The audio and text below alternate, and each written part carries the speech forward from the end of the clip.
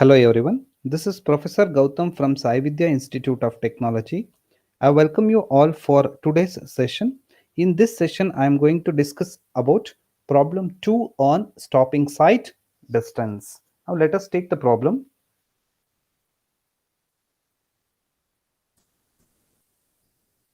Okay, here it is a problem.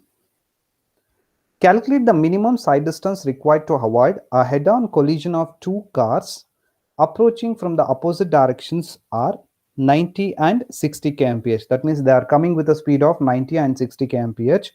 Assume a reaction time of 2.5 seconds and coefficient of friction of 0.7 and a brake efficiency is 50% in either case. Here this is the problem. Here two cars are there. Two cars like this.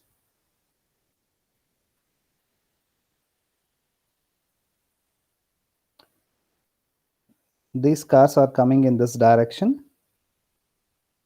Now car number 1 is moving with a speed of 90 kmph and car number 2 is moving with a speed of 60 kmph. Now what they are asking is, in order to avoid head-on collision, how much distance you have to provide. Okay, so that means what is the side distance you have to provide for car number 1? You can call it as SD1, side distance 1. And what is the side distance you have to provide for car number 2? You can call it as SD2. Okay, that means as soon as the car number 1 sees car number 2, the driver will start applying the brake, but it has to come to rest position before hitting to car number 2, which is coming in the opposite direction.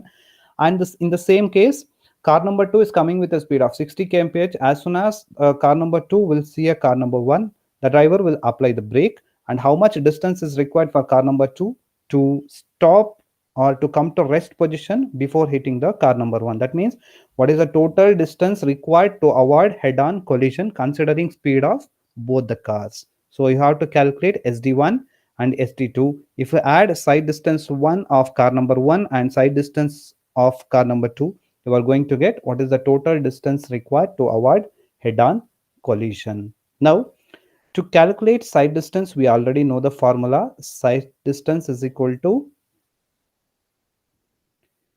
Vt plus V square by 2gf, where we have to substitute speed in terms of meters per second. Here I'm going to use the formula twice. First for car by considering V as V1 and this as SSD1. Again I will use the same formula for the second car as SSD2 or SD2, that is equal to V2T.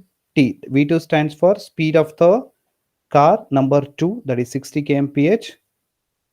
V2 square divided by 2gf.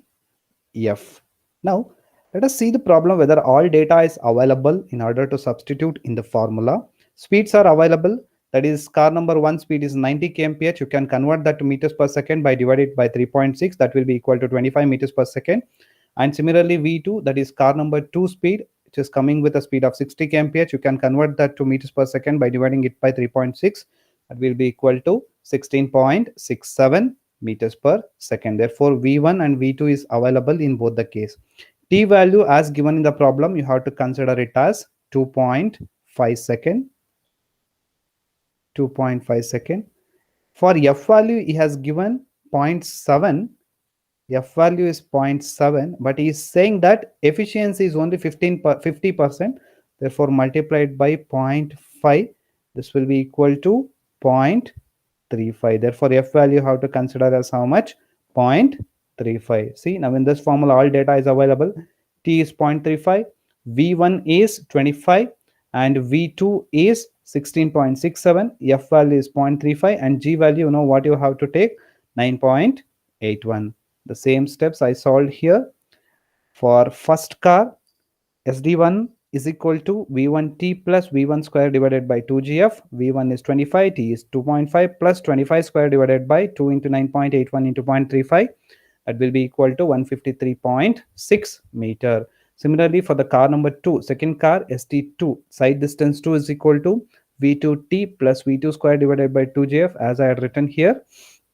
V2 is 16.67, T is 2.5, plus again V2 16.67 square divided by 2 into G 9.81 into F value 0.35. Therefore, ST2 is equal to 82.2 meter. Now, total distance required to avoid head-on collision will be SD1 plus SD2, that is 153.6 plus 82.2, that will be equal to 235.8 meter. That means here total distance required to stop the vehicles before hitting each other is how much? 235.8 meter. And this is how you need to solve problem on stopping sight distance. I hope guys you understood the problem. Thank you so much. We'll meet in the next session with another problem.